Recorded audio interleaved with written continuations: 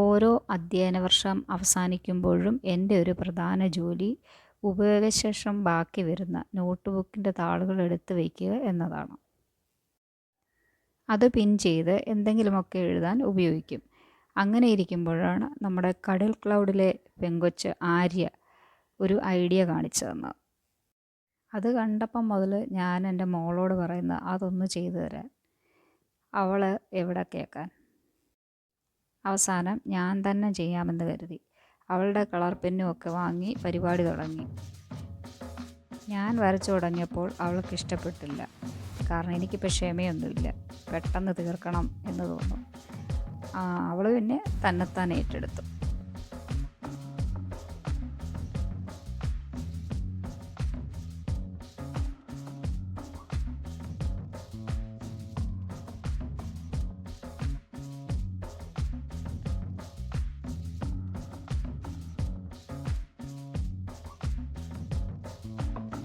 Cover page എല്ലാം വരച്ചു തന്നു. ബാക്കി ഞാൻ അറേഞ്ച് ചെയ്തു.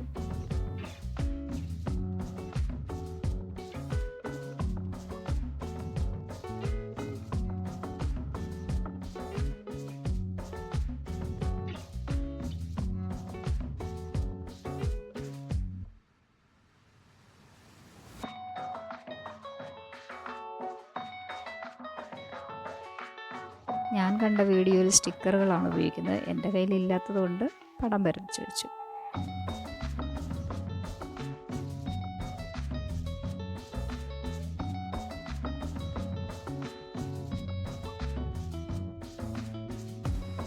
ആദ്യം ഒന്ന് സ്റ്റാപ്പിൾ ചെയ്തു, പിന്നീട് പശ വെച്ച് ഒട്ടിച്ചെടുത്തു. നോട്ട്ബുക്ക് കട്ട് ചെയ്തെടുക്കുമ്പോൾ നമുക്ക് ആവശ്യമുള്ള ഷേപ്പിലും ആവശ്യമുള്ള നീളത്തിലും ഒക്കെ കട്ട് ചെയ്യാം. കട്ട് ചെയ്തെടുക്കുമ്പം കൂടുതലും നമ്മൾ നോട്ട്ബുക്കിൻ്റെ സ്വാഭാവികമായിട്ടും ജോയിൻ്റ് വരുന്ന ആ ഭാഗം മുകളിലാക്കുവാണെങ്കിൽ കുറച്ചുകൂടെ നമുക്ക് എളുപ്പമുണ്ട്.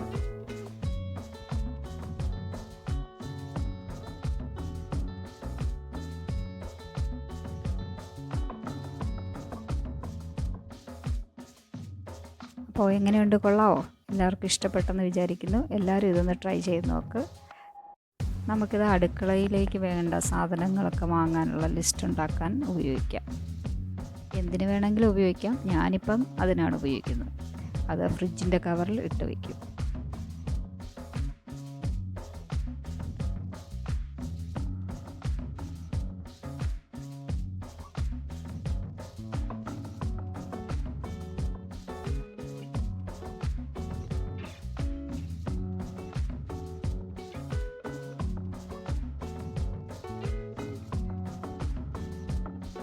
എൻ്റെ മോളുണ്ടാക്കിയ ഫ്രിഡ്ജ് മാഗ്നറ്റാണിത്. അപ്പോൾ പുതിയൊരു വീഡിയോയുമായി വീണ്ടും കാണാം.